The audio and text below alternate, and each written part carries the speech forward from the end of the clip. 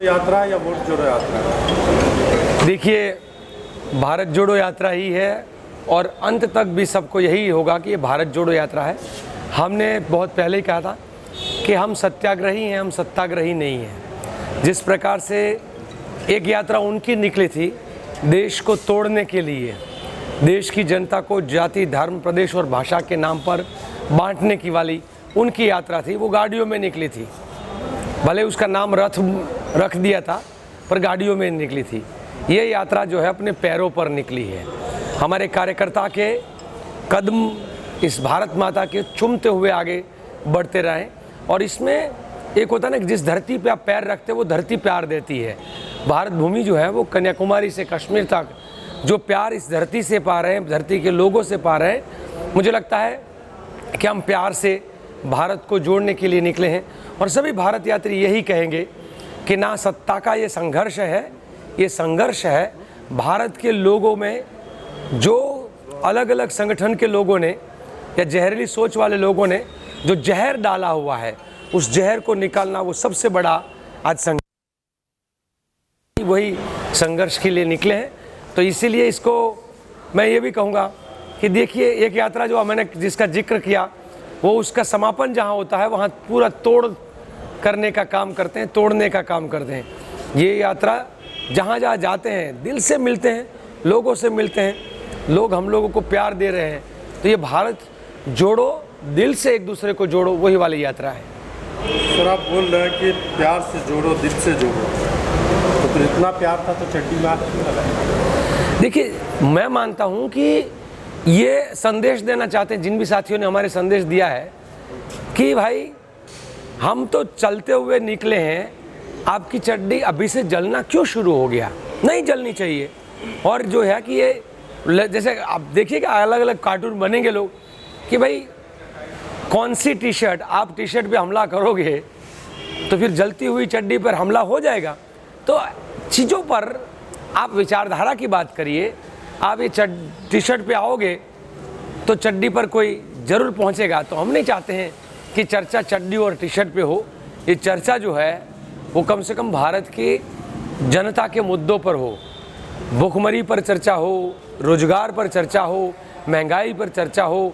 भारत में जो नफरत का बीज बोया जा रहा है, जिस भारत माता की आज़ादी के लिए हिंदू, मुस्लिम, सिख, ईसाई, पारसी, जैन, बौद्ध और बहाई मिलकर लड़े थे, सब बहन भाई मिलकर लड़े थे, आज उसी भारत माता के संतानों के बीच में ये बीज किसने बोया कि एक दूसरे के काट पे, एक दूसरे पे बैरी बनाया हुआ है। हम तो लगता है कि ये चड्डी वाली जो बात है, और मुझे लगता है कि हमारे एक साथी ने कल भी कहा था कि ये जलती हुई चड्डी का एक अर्थ ये भी है कि वो टोपी भी काली पहनते हैं, हमारे साथी टोपी सफ़ेद पहनते हैं। तो उनका जो है वो गुस्सा है, उग्रता है। और जब भी आपको कहीं किसी पर गुस्सा हो तो काला कपड़ा दिखाते हो, जब कोई बड़े बड़े युद्धों को शांत करना हो तो सफ़ेद कपड़ा दिखाते हो। तो वस्त्र में फ़र्क है।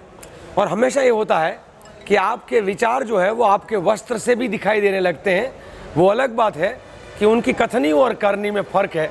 तो शायद इसीलिए हमारे कोई साथियों ने उस चड्डी की, जलती हुई चड्डी को इसलिए दिखाया। और मैं मानता हूँ कि जिस प्रकार से यहाँ देश में गोरे ने जब अंग्रेजी वस्त्रों के जरिए भारत के पूरे रोजगार को ख़त्म करने का षड्यंत्र किया था, तो महात्मा गांधी ने भी विदेशी कपड़ों की होली का, और बाकी जो कांग्रेस के नेता थे सब ने विदेशी कपड़ों की होली। तो हम कहते हैं कि जो नफरत का बीज बोता है, ऐसी सोच को निकालिए। जैसे होलिका दहन होता है, होलिका के दिन हम क्या करते हैं कि हमारे अंदर रही गलत चीज़ें हैं उसको निकालने की बात करते हैं। दीपावली से पहले एक दिन जो मनाया जाता है वो क्या है?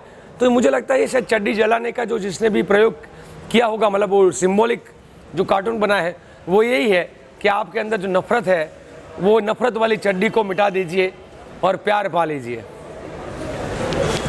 जोड़ते जोड़ते जलाने लगे। मैंने वो इसी का जवाब दिया कि देखिए, मेरे अंदर नफरत और प्यार दो है, तो मैं नफरत को मिटाता जाऊंगा तभी तो प्यार बढ़ता जाएगा। नफरत मिटने से ही, मतलब प्यार से प्यार को बढ़ाया जा सकता है। नफरत से नफरत करोगे तो और नफरत बढ़ेगी। तो अच्छी बात यह है कि नफरत को मिटाओ। तो शायद चड्डी जो है सिंबल है नफरत का, तो इसीलिए कहते हैं कि तुम्हारे अंदर की नफरत जो है, तुम्हारे अंदर की जो घृणा है, उस घृणा को निकालो। मुझे नहीं लगता है कि कोई ये कांग्रेस पार्टी के कार्यकर्ता कोई हिंसा का संदेश इसमें से दे रहे हैं। अभी आगे आपका 100 किलोमीटर लगभग यात्रा तय हुआ, 150 किलोमीटर हो चुका है। अभी से आप सबके पाँव में छाले पड़ गए, आगे क्या? हमारे साथियों ने अच्छा गाया है, माने पाँव में छाले हैं, हम नहीं रुकने वाले हैं।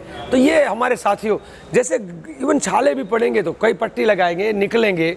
और दूसरा, ये कोई सजा के लिए यात्रा नहीं चल रही है, ये प्यार, मोहब्बत, बंधुत्व, एकता और अखंडता की ये यात्रा है।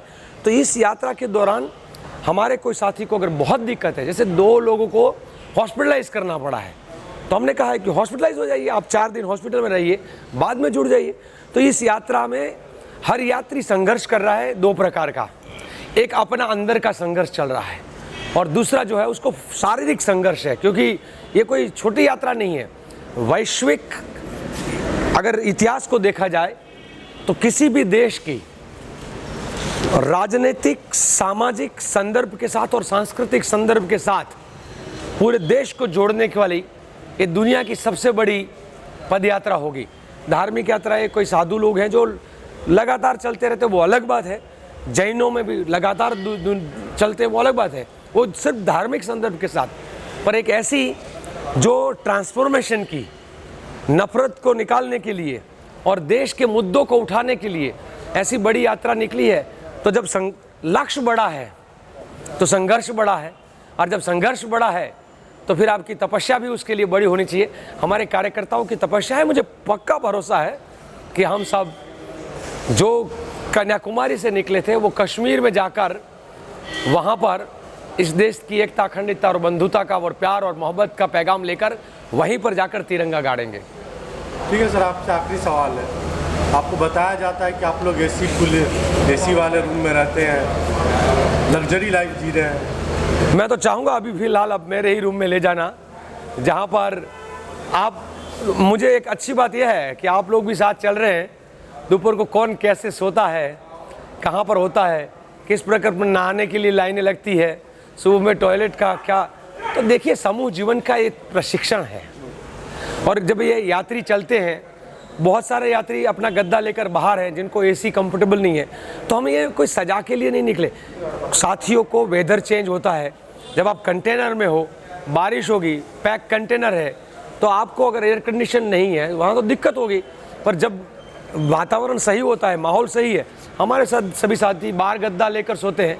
और दिन में तो आपने पूरा देखा है कि दिग्विजय सिंह जी एक जगह पे चटाई डाल के सोए हुए, एक जगह पे जयराम रमेश जी सोते हैं, एक जगह पे कहीं वेणुगोपाल जी सोते हैं, एक जगह पे हम लोग सोते हैं। हमारा हर कार्यकर्ता, बड़ा छोटा नेता, अभी अजय लल्लू जी आप यहाँ से गए, उनको देखा होगा, वो भी, तो हर कोई नेता बड़ा हो छोटा हो, चटाई डाल के कार्यकर्ताओं के बीच में चलता है।